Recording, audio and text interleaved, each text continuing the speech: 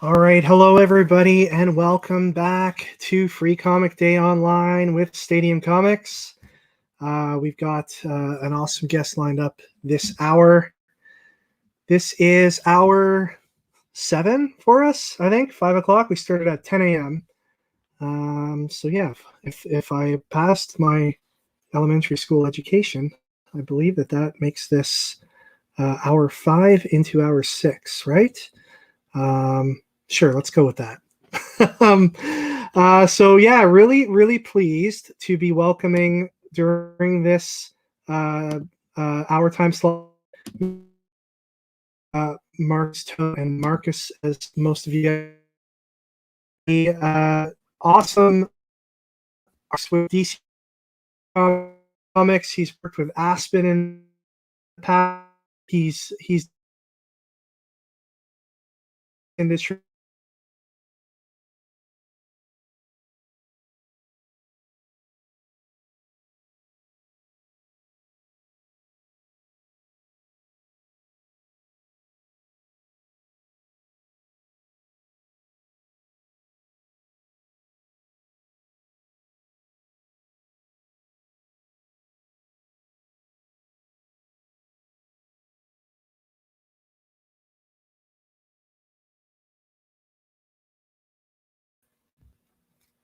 Okay, there we are. We're back. Marcus, he's still there, hopefully. Okay, I'm back. Sorry about that, guys. Some of the that's the second time that's happened today. Pretty good, actually. I think for an 8-hour live event, we've only had to deal with that twice. Internet connection just dropped out for a little bit there. So Marcus is going to be doing some sketching for us, and he's going to he's feeling generous today in the spirit of Free Comic Book Day. He's going to give his sketches away.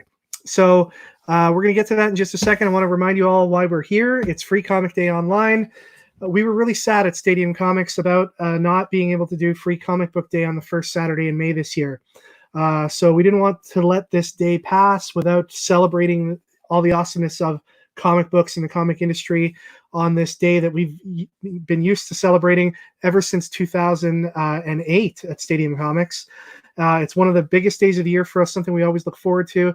And hopefully we can bring a little bit of that magic online today through our Free Comic Day online event. I got to say, so far, it has been amazing. You guys have all been so accommodating and so welcoming of this new form, Free Comic Day online. Over the day today, so many of you have been coming back for multiple episodes, and that's been great to see. You've also all been very complimentary of the artists that have come, and you've had some great questions for them. I'm hoping you're going to have some great questions for the next man that we're going to bring in here, the one and only Marcus Toe. Marcus, Hey how everyone. are you? Good, not too bad, all things considered, I guess. Hey? Yeah, it's awesome to see you again, even though it's Yeah, digitally and not in person. yeah. Um, really appreciate you coming on and joining us today and helping out with this event. And I know you're missing Free Comic Book Day as well as the rest of us.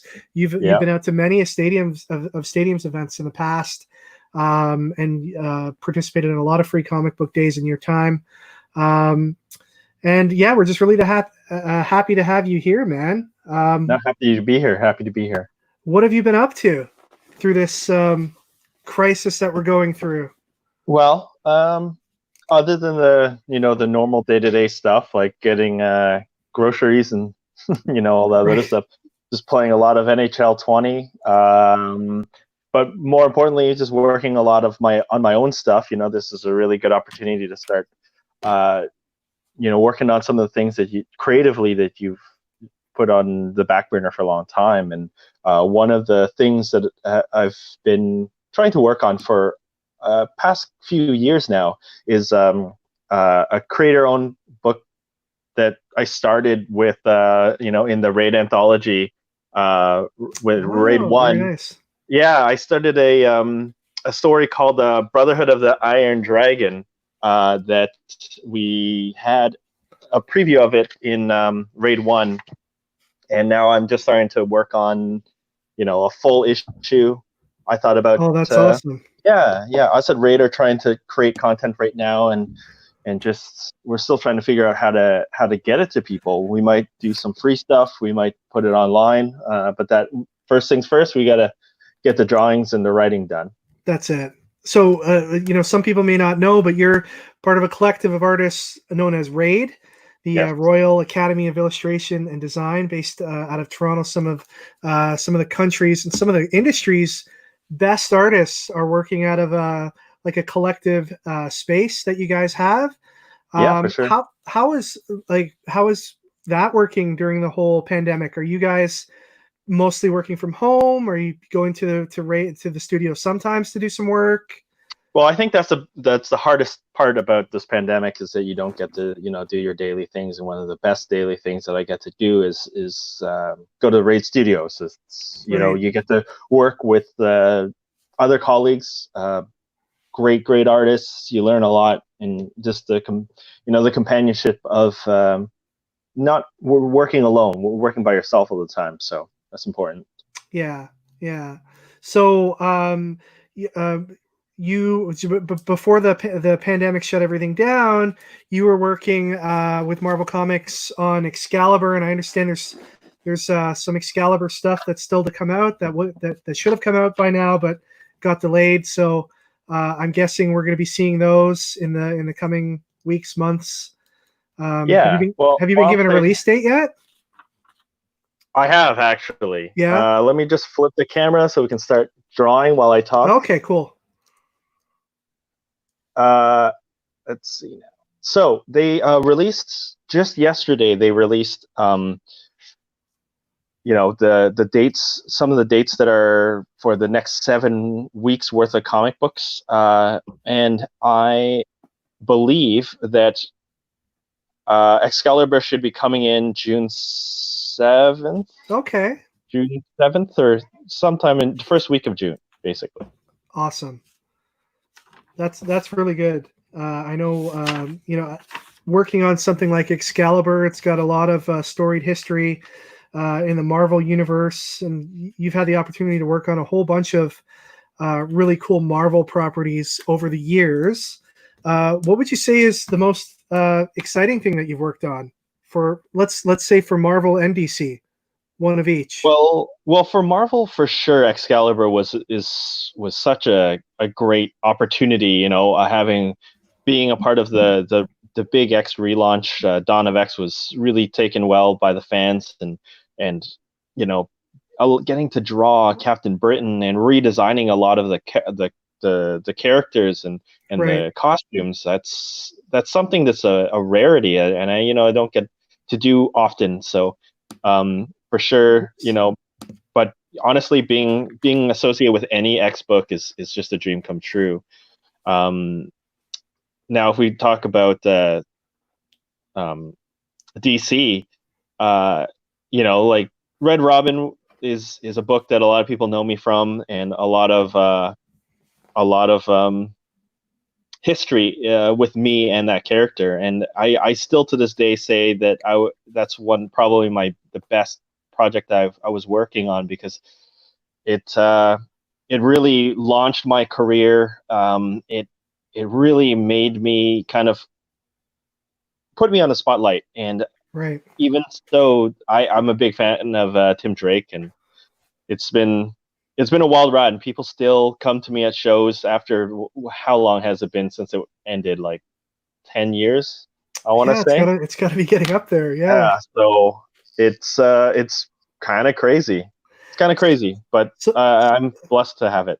So yeah, Tim, like I've noticed at shows when we've seen you at shows, more often than not, you're drawing some version of Tim Drake, usually Red Robin Tim Drake.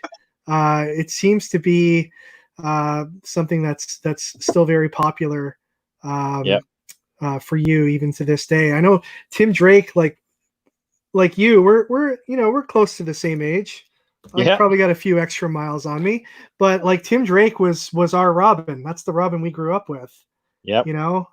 So he's an awesome character, and your work on him in Red Robin, I think, really stands out on its own, and it's a true testament to the storytelling in that, and the artwork that even after 10 years people are still asking you to draw them, right? I think what's really interesting about that is that I really truly believe that the internet helped it along as well. It there was a lot of attention on some of the drawings that I got because people were really kind and they shared a lot of the work around, and I think it helped me gain a lot of notoriety because of for better or for worse, a lot of the things that come from the internet is people sharing things that they like, Right. and that helped me greatly. Awesome. Yeah. um Take us through like the start of your comic book career. You kind of cut your teeth professionally with Yeah. Aspen Studios, right? What about before Aspen? What was a young Marcus Toe up to before he fell in with the Aspen crowd? Honestly, I feel like I was pretty driven to be in comics when I made the decision, like after high school. um, I tried to go into video games because at the time that was the thing to go to when you were an artist. Video games and animation were the jobs that you thought that you could get, and Right. unfortunately that didn't work out for me very well. And so when that didn't pan out, I basically just made the decision uh, of whether or not to jump into comics, because that was the thing I loved doing ever since high school. I well, even before high school, but I did my own comics, and that's actually where the idea of my creator owned that we released with through Boom a few years back, Joyride, came Joyride. from. Yep. Yeah, it was an idea in high school that I had, mostly to just kind of practice. I just created my own things to practice and get better at drawing and get better at doing comics, and from that, kind of really launched my career. A lot of the things that I did was just to see if I could do it. I loved comics since I was in my early teens, and I got a chance to read a bunch of our era classics, like a lot of the Joe Madureira stuff, Jim Lee stuff, all that stuff, and it really really encouraged me to see if I can do it and see if I could uh, get that creative juice out that was inspired by those comic books, and Right. yeah, and it became a it kind of became an obsession in a lot of ways, because even to this day, it's like drawing sketches is fun, but man, drawing comics is everything I want in life. Yeah, I Yeah. hear you. So you get the chance to work with Aspen Studios, the great Yep. Michael Turner Yep. as well. What was that like for somebody coming into the industry and getting to work with the people that you got to work with there? It was amazing. I was, wide eyed, super green. Uh, I I honestly I didn't feel like I deserved to be there. It was They were quite hard on me, but in a good way. They made sure that I didn't get away with all the cheats that I was doing to draw, right? Because Right. when you're younger, you just did these things, and a lot of them are you're cheating yourself by cutting corners. And they really laid it in to me, not in a mean way, by any means, not in any malicious way. It came from a place that they wanted me to learn and just get better, and I just shut my mouth and cried a little, and just got back onto the drawing board. And I think that mentality helped me a lot. Even the things that they've taught me to do back then, and I didn't end up using now, let's say, Right. things like that, they helped me as well, because the things that I disagreed with also helped me explain my work better, because not everything works for everybody, right? Right. You kind of had to And come up with a counter argument for yes, the things that they yes, were saying to you that you felt in your gut wasn't the way you should go with it.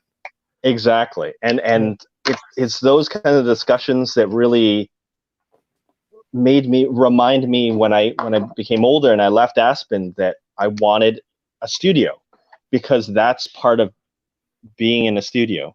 It's to have the peers, the people, you know, push you to be better.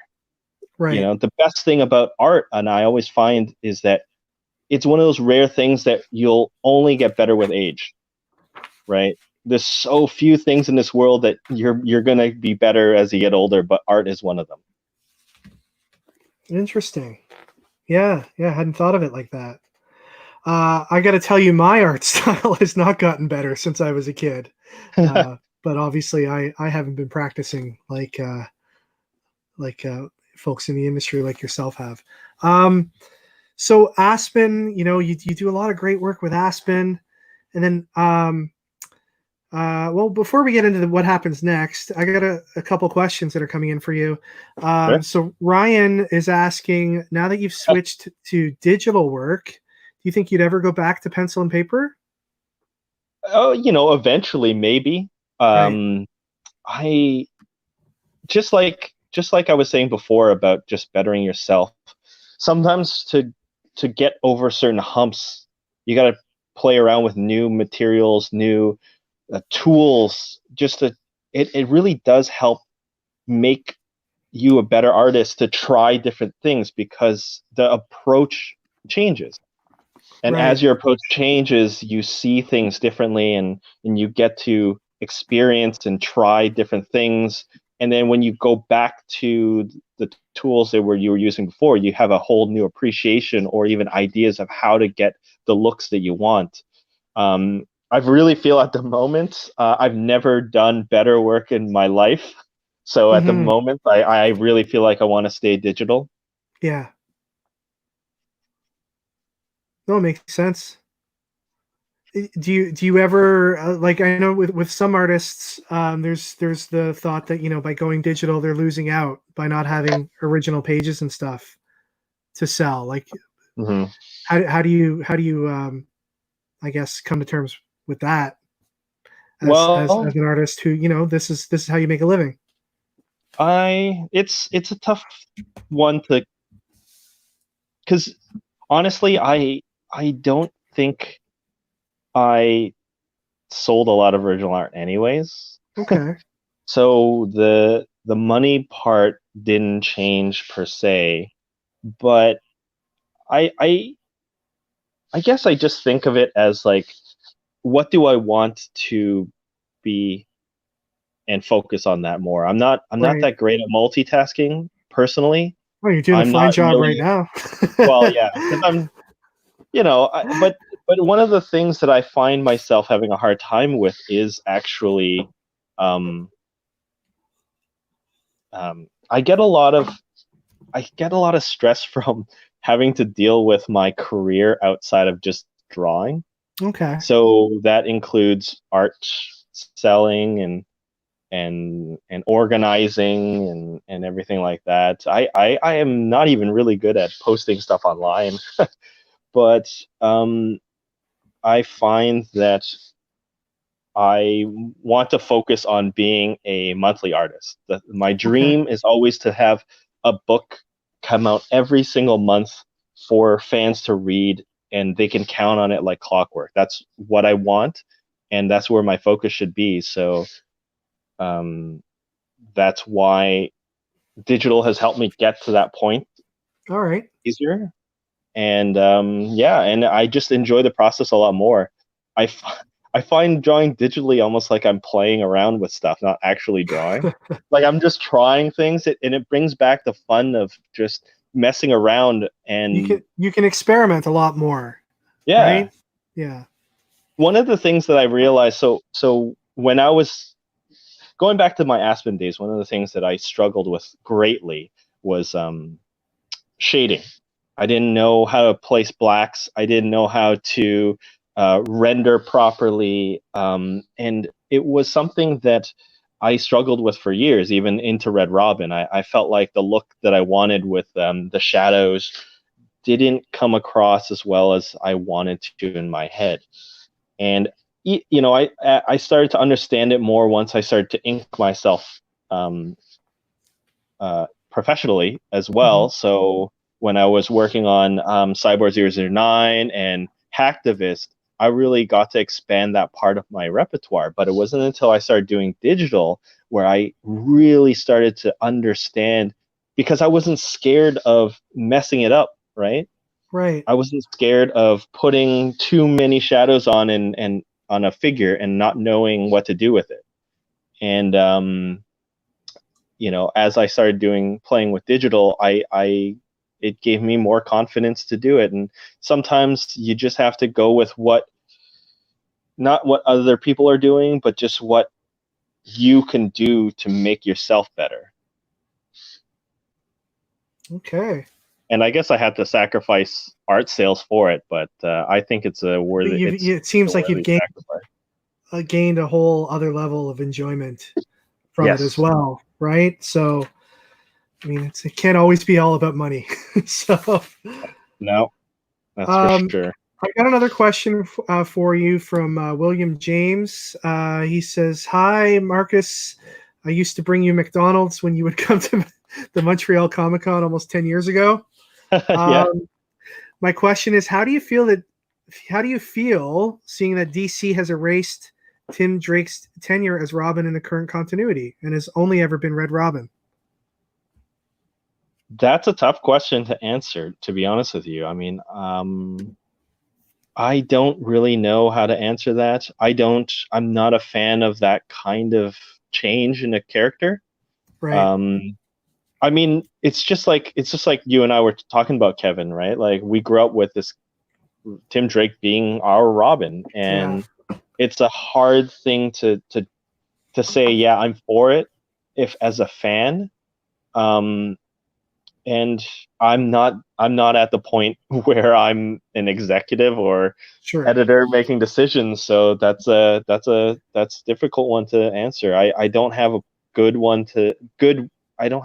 answer to give you, other than I think I'm on board with most people that are Tim Drake fans that love the fact that he was Robin and he found out Bruce's identity. Yeah. That was part of his lore. That was part of what made us love him, because he was just that smart. That's why he was allowed to be Robin, because he showed his detective skills and all that. We've got a question from Rob Sinnott, who you may know. Yeah. He's asking, would you agree that Cale Makar is a far superior player than Quinn Hughes?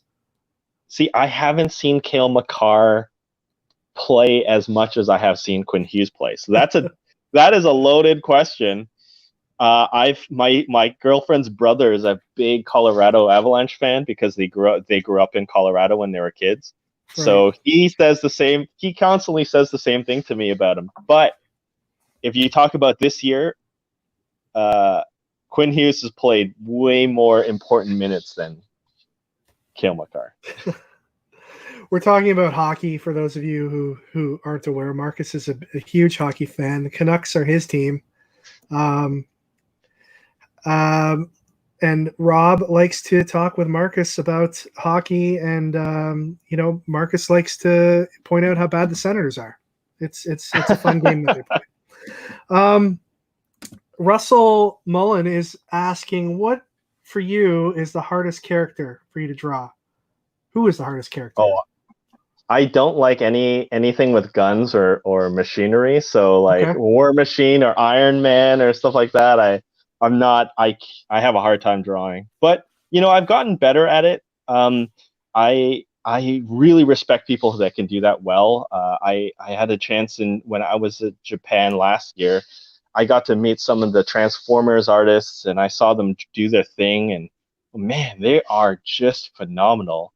And like our mutual friend Alex Milne, he's phenomenal as well. And some of those guys, I got a chance to meet Livio Rimondelli and a bunch of those Transformers guys, and they do stuff that, man, I just think about how difficult it is for me to draw tech, and I see how amazing they do their work, and yeah, it's just wonderful stuff. Awesome. So yeah, you like we were saying earlier, you did a ton of work with Aspen Comics, and then you eventually get your big break with the big two with DC. Mhm. What was that like for you as an up and coming artist, and how did that all go down? Well, it's funny because I've told this story so many times that but I'll tell it in a different way this time, maybe.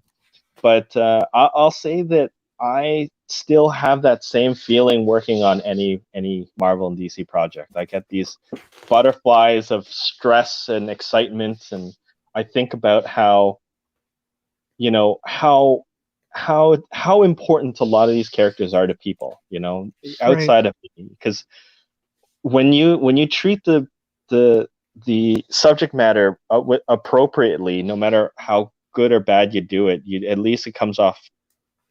Well, I don't know if how good or bad you do it, but the stress, the worry, at least comes across genuine. And I find that when you're genuine, fans seem to appreciate that quite a bit. So I still get all those, the jitters that when I first started, still now. Um, Whenever I start a new project with any of the big two, and when I was asked to do Red Robin, uh, by Mike Martz, who is currently editor at Aftershock, hmm who gave, he's always been wonderfully honest and truthful with me, and I met him at San Diego Comic Con at a bar years before he even was at DC. At the time, he was editor for the X-Men.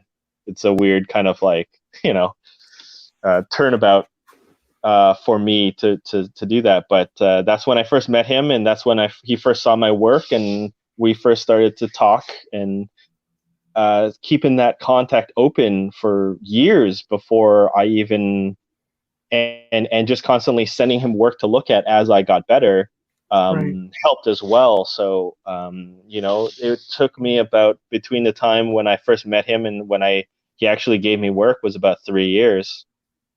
Okay. And Well, yeah, so sometimes that's how you do it. You just you keep in contact with those that support you, obviously, right? And right. I've been very, very lucky in my career to have a lot of really good supporters, like Mike Martz and Ricky Purdon at Marvel.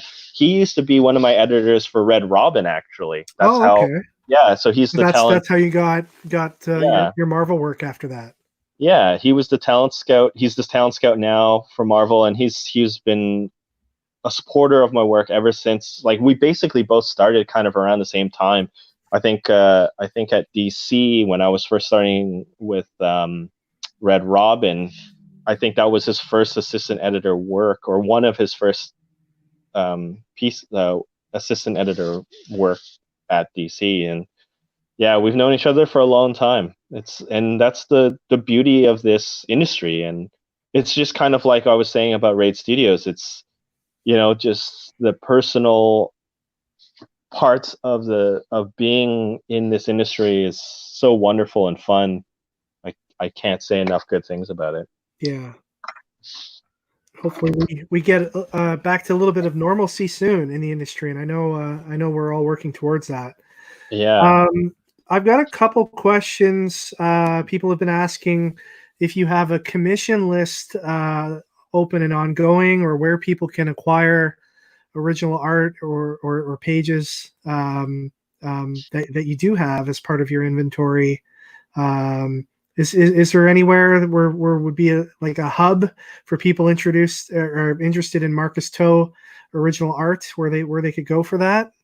At the moment, unfortunately, not. I mean, I have a Okay. website. It's marcustoe.com, and I've had a open email commission list going, but I haven't done any of it lately. Again, hmm like I said, my main goal is to put out monthly comics on a regular schedule, and Yeah, unfortunately, commissions tend to overload myself from drawing, so I don't normally do at home commissions. That's the bad part. I'm gonna try to start doing them probably over the summer. okay, But you can contact me on marcusho.com. I can add you to the lists. I can't guarantee you when I'll start doing them, but sure. yeah. Well, yeah, that's great information. So anybody who's interested in, getting some work from Marcus done, just head on over to his website and shoot him a message there. We've got a question from Nate who's asking, who was the character that you were most excited to draw that you ended up being able to draw? Well, you know, like again, like Red Robin's one of them. So, but more recently, I would say Gambit. I got to Right. draw Gambit a lot in, Gambit and Rogue both, like, the classic X-Men characters from our childhood of the of the cartoon. And every time I Mhm. draw him, all I can imagine is basically his Cajun accent in my head every time does stuff. So it's fun. It's those characters are great. I'm a big fan of Cyclops, and when I was working on X-Men Blue, I got a chance to do some of that. And one of the characters that I had a blast drawing in that run was Magneto. I real life Oh really, yeah. really found a love for drawing Magneto in that series. And sometimes that's the case. Sometimes the things that you weren't really expecting to really care about, all of a sudden, after you draw them a little bit, you develop a kind of real fandom of it, just because of different things you can do with the character. Sometimes the main characters you think that you love, you have too much stress while drawing them, while others that you have maybe less attachment to, you get to really experiment, and then you really develop an interest in how that comes out. So Magneto is one of them for Awesome. sure. A follow-up to that question, who would you like to draw that you haven't had the opportunity to yet? Oh man, so many. I was saying Booster Gold is one. Spider Man, of course. What else? I don't know. I would love my hand at drawing some Wolverine books, or something more out of what people normally know me for, which is young characters. Maybe some more gritty ones, like, I don't know, Daredevil, and something that's a little different than I normally do. But Right. I honestly, every character, I'm a big fan of these guys since I was a kid. So every chance I get to draw any of them, I'm pretty happy with. So. Awesome. Somebody's asking, Marcus, it's really wonderful to see you draw live again. Hmm. Knowing that your workload is pretty heavy right now, are you thinking of doing more live sessions like you did before? They're really really appreciating the live drawing here. Actually, yeah. I'm gonna try to do some tests on Monday. For something more regular. I was talking to you, Kevin, obviously about streaming. So, uh, what I'm gonna try to work on is actually gonna be more digital. Like, this is, I'm going to try to do a lot more digital stuff. One of the ideas I was having was to draw, maybe some more multi-character stuff. So maybe I'll have one character each session, so then you won't see what it all looks like until the end. Oh, that Um, would be awesome. yeah, something like that. I haven't decided yet. There's been so many things that I want to do. One of them was, going back to Tim Drake. One of the ones I want to do is, Tim Drake in all his costumes, and then just kind of have like a Tim Drake thing, or a Marvel versus DC mashup of, you know, Tim and Superboy, as well with Hulkling and Oh, Wiccan. I love it. It's like a jam page that you're going to work on over Yeah, over the over course of a yeah. few, yeah. So here's Batman. Hey, look at that. Oh my God. That is crazy. All right. What should we do next? Do people have any suggestions out there? What Marcus should draw next? We're going to give away that Batman, by the way. Marcus has been kind enough to donate this drawing that he's just completed. He's going to give it away absolutely free in the spirit of free comic day online and free comic book day, which was postponed. So while some suggestions come in for that, why don't we ask a trivia question, Marcus? Sure. What was Marcus's first published work in comics? Marcus's first published work in comics. The first person that can give us the correct answer will win that awesome sketch that you have there. And then while we're waiting for that, Marcus, we got some suggestions coming in. We've got some people saying Wolverine, some people saying Rogue, Wonder Woman, Spider-Man, Betsy, Psylocke, Superman. Oh my God, there's no shortage of Calvin and Hobbes in a Batman cowl. Nightwing. How about I draw Rogue? I can draw Rogue. That'd be cool. All right, so it's Rogue. And we got some answers coming in about your first work in published comics. We have somebody saying Fathom, Aspen issue 8, Kiani, Fathom 8 and 9. Well, this is a trick question. Yeah, it's close. But it is a trick question. You're right. First published work. Published work.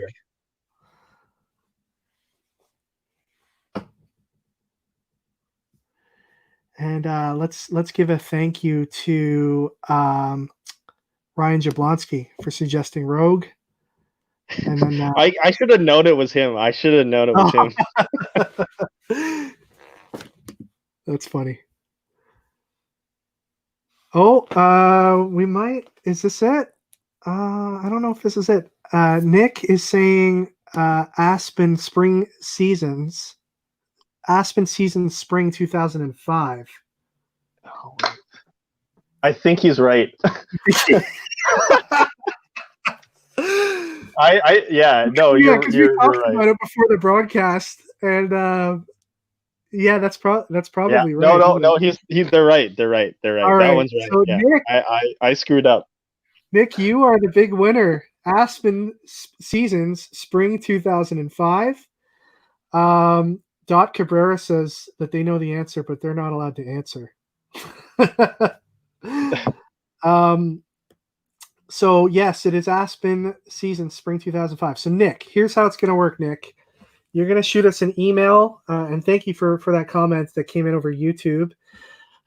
Shoot us an email at info@stadiumcomics.com. Give us your information of where we can send it, and what's going to happen is, obviously, we're in a bit of a weird situation right now with being able to go out and collect this art from Marcus. We're going to wait till things are a little bit more back to normal and things are safe to go out and meet up with Marcus at some point in the future, and we'll get that drawing and mail it out to you, Nick. So if you could shoot us an email at info@stadiumcomics.com, that'd be great. That was a tricky one. That really. Yeah, even I messed up on that one. Well, it's so funny because you had to reiterate first published work because it wasn't necessarily a like a story per se. That would have been one of the Aspen pinup books, right? Actually, the second one is the full story would have been Cannon Hawk issue 0 or previews or something. Prelude. For your first like story. Like first full issue. Crazy. Yeah, I've been around a long time. It seems it's kind of weird how that all happened because for so long I always just looked at myself as like, I'm the new guy. I shouldn't say I don't have any clout. I shouldn't say that I can do anything and blah blah blah, right? And then Right. next thing you know, a blink of an eye, and 16 years go by, and I'm like, oh my god, I'm considered a veteran, and I just start panicking because I'm like, oh no, now I can't pass the buck anymore. We did have someone guess the canon book, but they were just a little short there. They were a little short of the goal. So, um, in terms of Rogue, which you're drawing right now, what's your favorite look for Rogue over the years? Do you My like the classic? my design. Yeah, your design. No, I like Rogue's got a lot of good costumes in Yeah, general. I like the I don't know, I like the classic crop top, the original Rogue look, very 80s, very nice. And it's very apt for even today if you really just brought that back. right. Which is funny because I would have drawn her in that, but I just went with the, classic 90s Rogue. A lot of people like that. Yeah. Oh, and Dot is saying that they have your resume if they really want to Yeah, if they really want to fact check. Dot is one of the new members of Raid. Actually, Oh, she's okay, been cool. wonderful. That's awesome. So yeah, so um, she's a great artist. One of the one of the one of the young group that is coming, because one of the great things about the studio again is you get to meet a bunch of people and artists that you don't really know, and you maybe wouldn't have met because different generations, and the different people, different things always help, and she's been a great addition, and she's helped out a lot with some of the things that we've been trying to do. Hopefully we can, this year has been all nuts for everybody, obviously, Right. and hopefully when we get everything going again, we'll have a bunch of things from Raid that people can look forward to, including books, events, more live draws from the Raid guys and girls. Yeah, even physical events. We want to try to make a more community things. So we want to have drink and draws. We want to have life drawing in our studio. We want to have tours of our studio. A lot of that stuff. So It's a you great know, space that you guys have, and if you guys haven't checked it out, um, look at the Raid Studio online on their website and on their Facebook page. It's just an amazing thing that you guys have set up, and um, I'm guessing like so much mentoring too of up and coming artists. Like you mentioned with Dot coming in and being one of the up and comers, in the same way that you kind of got mentored by the Aspen people, mhm. way back when. You're now able to give back, and maybe you won't be as mean to, to your Raid Studio mates, but it's really like for people that are looking for an innovative way to set up.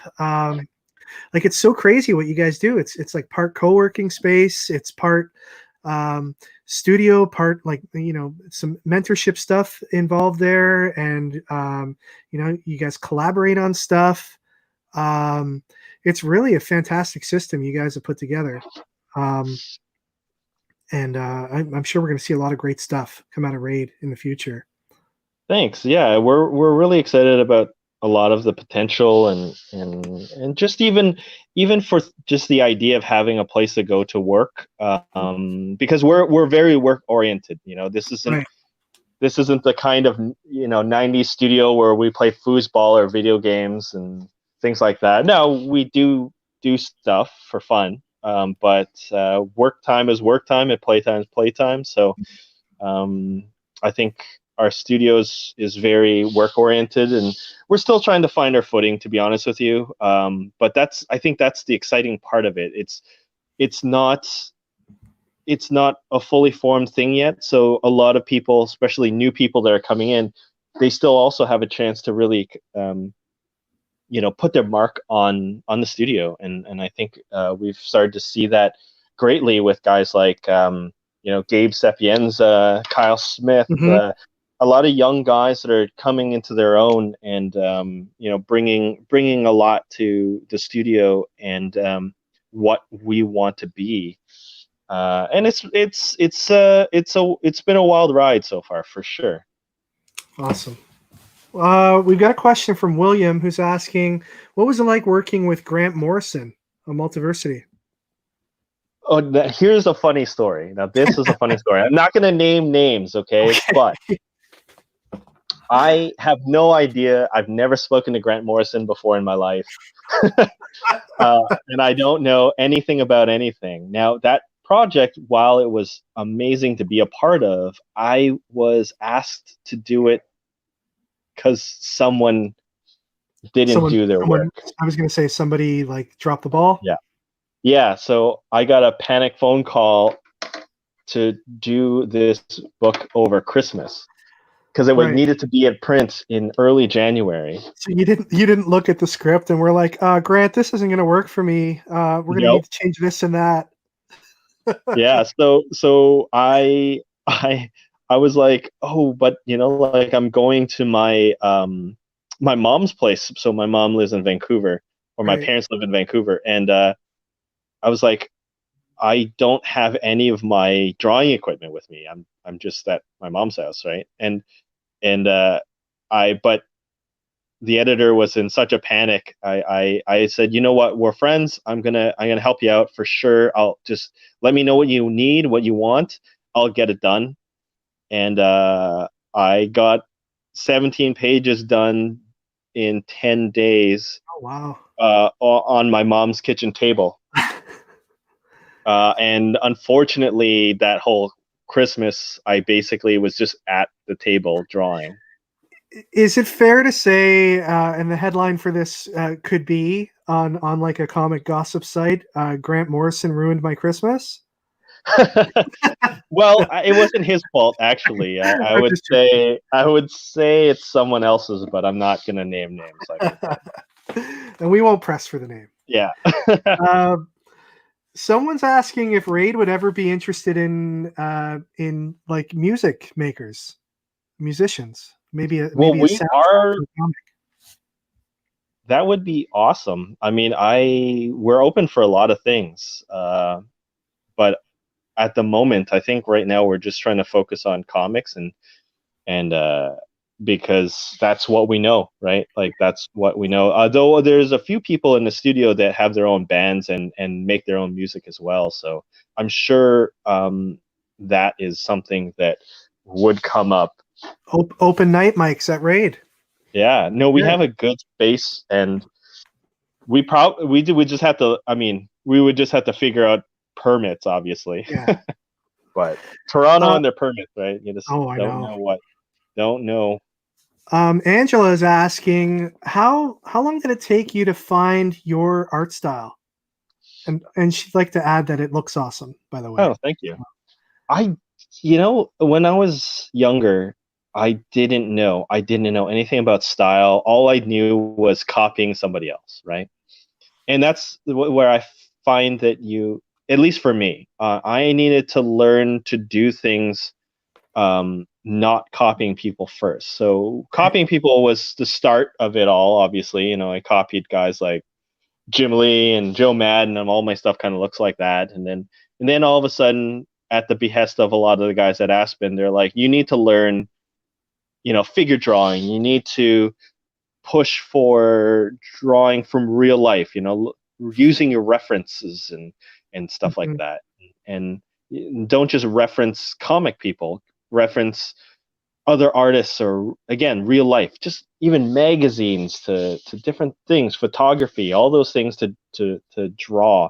And I found that the mix of all that stuff, all of a sudden I just draw the way I draw, like I never really thought about style because I've always felt that if you focus too much on style, you can get very easily hemmed into a corner.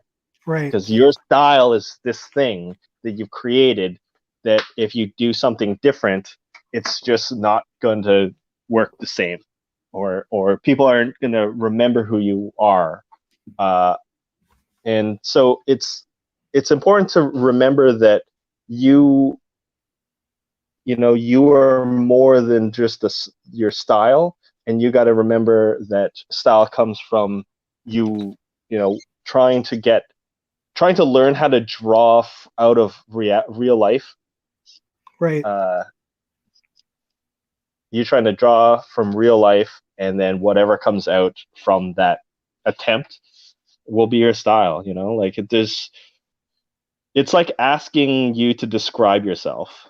You are not, none of us are just the one thing, right? You are Yeah. the culmination of all your experiences and stuff that made you over the years. And I feel like drawing is the same, is very much the same.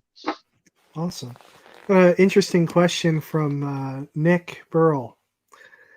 Oh, Uh, that's my girlfriend's brother.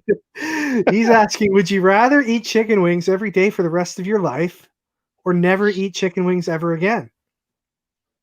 I'm So, okay with I'm okay with never eating them again if that meant the the opposite.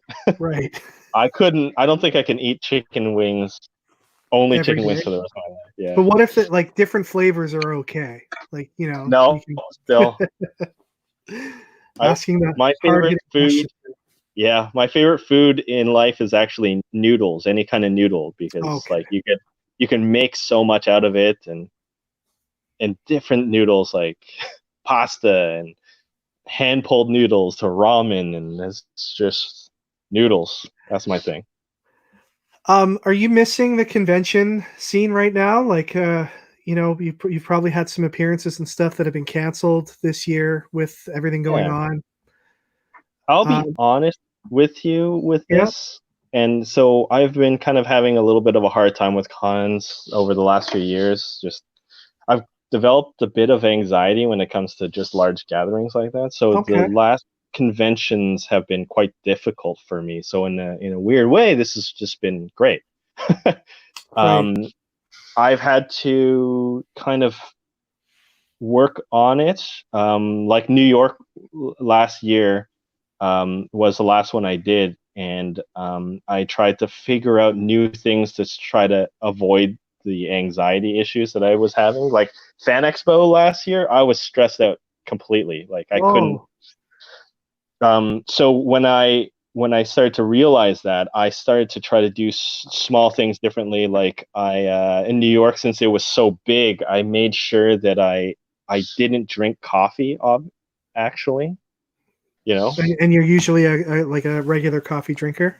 yeah, I Yeah. didn't drink my coffee. I made sure that I had something to eat before going, and I made sure that I had help at my table. Like sometimes you just have to know how to manage yourself. And like my friend, my one of my friends, Ryan Along, Yep. him, Kevin. He helped me a great deal in New York, and it's when you have to be honest with people, and people will be there to help you, especially your friends. And Right. like and stuff like that really helped me through that. And I think I realized that those are kind of things I got to pay attention to more when I do cons again, because even though they affect me sometimes in a negative way, I really love them. I think they're great. I love meeting people that just love things.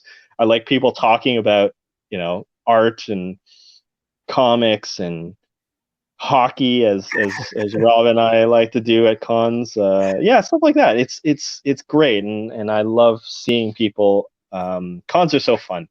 I One of the ones I miss so much is Seattle, because that, as people always joke, that's BarCon, Oh, is is it? everyone just at the bar.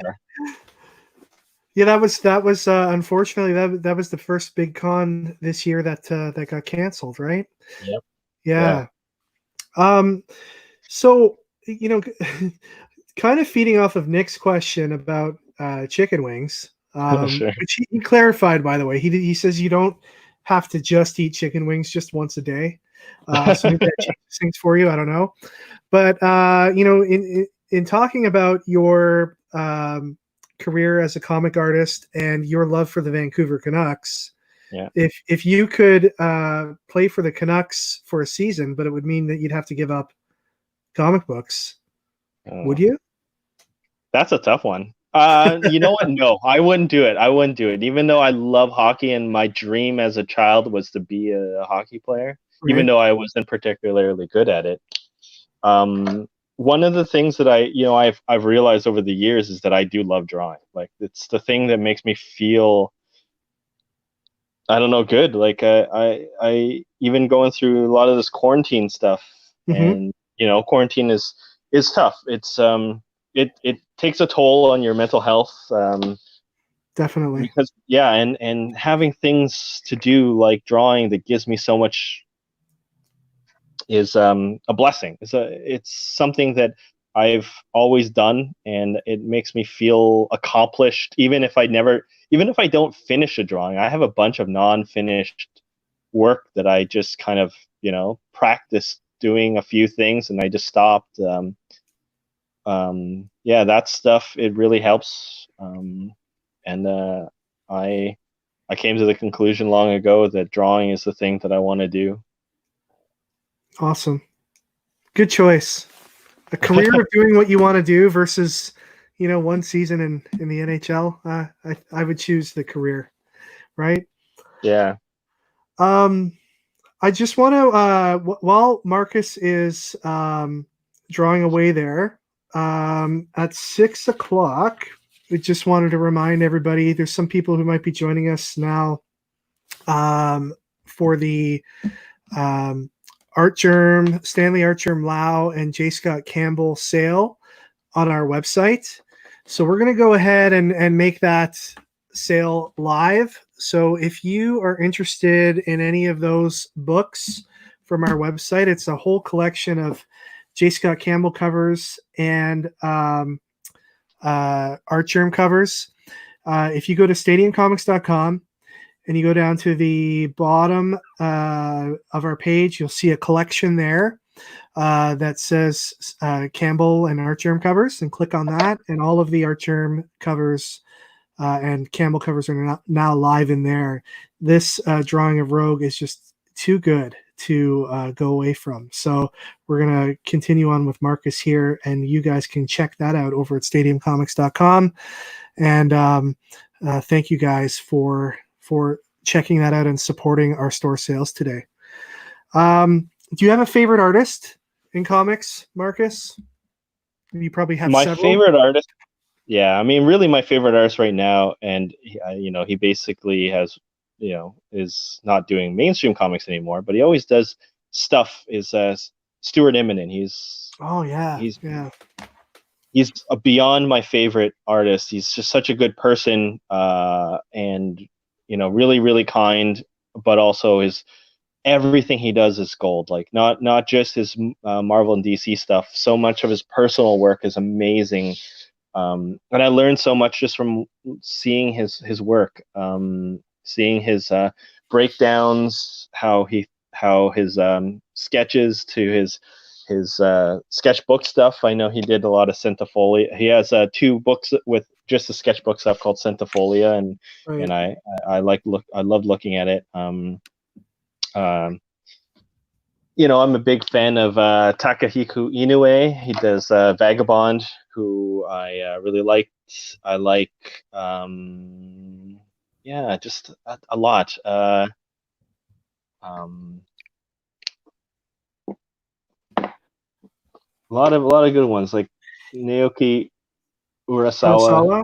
Yeah. Yeah, you'll learn a lot from that too. I'm a big fan of just seeing artists to learn from, and sometimes with certain artists, they get your visual language, their visual language connects with you, like on such a level where you kind of understand what they're trying to do with their work, and Right. I don't know, there's just a connection there, I really feel like. Awesome. Cyborg 009. Mm-hmm. That was a crazy project you were involved with. Yeah. I still have my treasured hardcover from that you sketched in for me. Talk a little bit about that project and how that all came about, because that was pretty unique in that it was um, a really popular Japanese anime property that got kind of like a North American, a combination North American Japanese relaunch in the form of a comic book, which is not something you normally see. Um, how did that all come about? Yeah, that's a like that. I was very, very lucky to be a part of that. It's interesting how life kind of takes you in different ways. But so going back to the studio aspect of it, I was part of the studio at the time still, and my studio mate Ramon Perez, he was friends with Stephen Christie, who was editor in chief at Archaea at the time. He is currently now basically the movies guy for Boom. Okay. And he was looking for an artist for Cyborg 009, and he asked Ramon if he had any suggestions that he could pass along, and he And was basically passed along my name. Yeah. Ramon was connected there because of his work with Tale of Sand? Yes. I think, Yes. which was another great book if you guys haven't checked it out. Tale of Sand. Yeah, Tale of Sand was one of the Eisner Award winner books that at then Archaea produced, and the team with Ramon Perez and Stephen Christie, who was editing that book, was a very developed a strong relationship with those two. Like friendship between those two through working together, and and he was looking for a someone to do work on Cyborg 009. And I was out of work for a bit, and I think I was working on Batwing at the time, and and so I ended up leaving Batwing to do this book because it was just An amazing opportunity. yeah, to work on a Japanese property like Cyber 009, and really no American creators ever get that opportunity. Right. I had to take it. So there was that, and it's kind of funny because we did a first round of character sketches, and the studio in Japan, who closely worked with us, so there was a good connection with their property and what we were doing. I had to draw 009, which is Joe. He they a ton of times, and then they all of a sudden they kept on going back to the hair. The hair is not, the hair needs to be like this and this, and I'm like, okay, and because I thought that they wanted like a little bit more American style, and then all of a sudden I came to the conclusion that I was like, well, maybe I should just draw him like I drew Tim Drake's hair. Right. And then it was exactly what they wanted. So it was interesting. There is how a that bit of a similarity there. Yeah. That's hilarious. I never knew that. Yeah. So yeah, and they were so excited about it when we started putting out artwork for it, and I owe a lot to Ian Herring as well. He was the colorist for that, Right. and he helped me through a lot of that stuff, because it was my first project when I inked myself, and so he taught me how to prep my pages and do a lot of stuff. So I do appreciate his help with that, and again, that comes from being in the studio. In my opinion, it's one of those things that there's so many things you just don't know how to do, but there's other people that have that experience, and you think it's always about the drawing part, but it's not. Right. Sometimes it's literally about like, oh man, how do you template this page, or how do I change this filter to look like this, or like so many of those things that you just don't know. And one of the things as well, I always joke about it, is taxes. Us at the studio have a lot of conversation about taxes, because we have to do them either ourselves or hire an accountant to do them, because it's we're work for hire, we're freelance artists, we're business for sale dollars a lot of the time. Yeah, so to make sure that you maximize and just do things right, but Don't there's get put stuff in that the jail. Canadian government. Yeah, well, I mean, we're in Canada. They don't really put you in jail unless No, you're that's really true. doing something bad. But there's a lot of stuff that is there for Canadian freelancers and small business owners to get. You just have to know, you know, how to do it. And so, I mean, all that stuff has really helped me. And yeah, the tax. I always joke about it, but it's true. The taxes thing really helped me in abundance. The knowledge that we all have to share about doing that. Yeah, like geez, it's almost like you guys, in addition to being like great mentors at your studio, you also have this wealth of information about the business side of things too, and how that all works. Like that's Yeah, because it's a you, business, right? Like, yeah, you don't think of that when you're getting into drawing the comics. characters that you love, right? Yeah. What like what's coming next for Marcus? Like where do you see your career going? Where would you like it to go in the coming years? Um, you know what? I'm really, really happy doing monthly comics. Yeah. I know it's just the thing that I want to do, and I think that's what my aim is to give fans just stuff to read all the time. Like I just love creating, so there's that. But there's also, you know, just working on a lot of personal stuff. Hopefully, Brotherhood of the Iron Dragon is something I want to try to have out consistently. I want the story to be readily available for people. We haven't figured out how to do it yet. Right. We're toying with the idea at the studio about doing magazine style, so it's a cheaper price point, and then people can get their monthly magazine, kind of like old heavy metal stuff. Oh, nice. Or, and then yeah, um, but there's that. I just really like doing what I'm doing right now, and I hope to keep doing it. And you know what, we maybe work on some TV and movie stuff. You never really know. Oh, sky's the limit, especially, when you Yeah, get to work with the characters that you're getting to work with. A lot of comic book artists have been able to create characters for the big two that end up being on the screen, and your creator own projects like Joyride and the one you're working on now. Who knows? Sky's the limit. yeah, for sure. So there we have it, Rogue. There's Rogue. All right. Oh my God. That all just happened right in front of our eyes, people. Isn't that crazy? Ryan is saying that you stepped up your game so hard recently. Well, you So always got to improve, right? You always that's got to it. improve. I think that's the most important thing. And thank you, Ryan. I appreciate that. He's always been a huge supporter of my work ever since the Aspen days. So I do appreciate his friendship and his support. We need to give this one away too, right? Yeah. So I think we prepared a question in advance for people. Um, Red Robin, one of the works you're most well known for with DC Comics.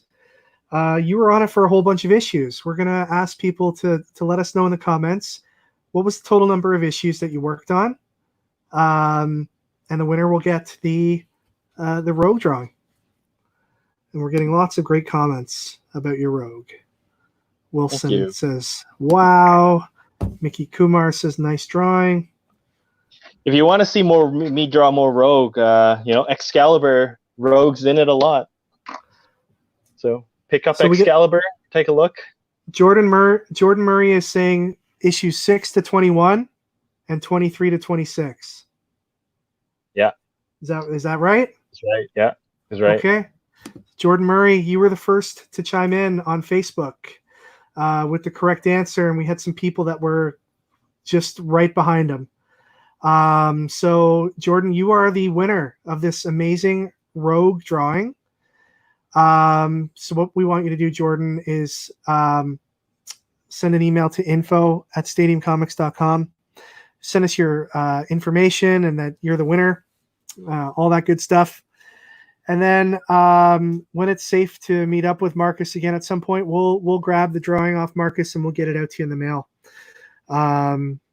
Wow, fantastic! Those are 2 awesome sketches you did today, man. Thanks. Look at that. Now that's what Free Comic Book Day, Free Comic Day Online. That's what it's all about, right there. Wow. So Marcus, thanks so much for doing this. You're getting rave reviews in the comments here. Thank you. Definitely check out Marcus's Instagram and Twitter, where he posts awesome artwork up on there. And we're all gonna stay tuned for your live streaming experiments that will hopefully turn into regular live streaming. That's going to be really awesome, and I love the idea of drawing the team pages or jam pages over extended period of time. That's going to be really cool. So yeah, Marcus, thank you so much. We're going to say goodbye for now. Thank you.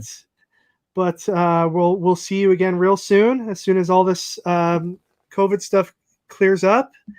And as I said to Adam Gorham earlier today, we'll definitely take you out for a beer or two, and the drinks are on Rob. Can't wait. All right, man. Take care, Marcus. All the best to you. Thanks everyone. Again. Stay safe, everyone. Have a good one. All right. Bye now. All right. That was awesome. Watching a master at work, really. And we can't thank Marcus enough for doing that. And being available for that. What a way to end Free Comic Day Online. 6 p.m. our Art Germ and J. Scott Campbell stuff went on sale. So those are available over on the website now. Let me just share the screen with you guys real quick, and I'll show you where to find that. Let's see here. If you scroll down right to the bottom. Oh, I need to refresh. Right down to the bottom, you'll see Art Germ and J. Scott Campbell. I'm told the free comics are pretty well, on their last legs. We don't have a lot of free comics left, but here's a bunch of awesome Art Germ and J. Scott Campbell covers that are available right now over at StadiumComics.com. So there's a bunch of Art Germ stuff, crazy prices, $1.99. Wow. Some high ratio variants, 1 in 50, renew your vows. Some stuff sold out already. And then on page 2, we've got some more J. Scott stuff. So lots of cool stuff going on at Stadium Comics. Guys, what a day. What a day it's been.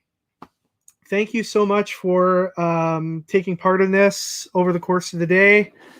Honestly, it's like the time just has flown by since 10 a.m. It's been nonstop here. I know Rob has been at it nonstop, activating stuff on the website and managing all that. Really appreciate everybody taking part in the sales. It helps us out as a retailer a lot. Really appreciate the people that bought commissions from our artists guests earlier in the day.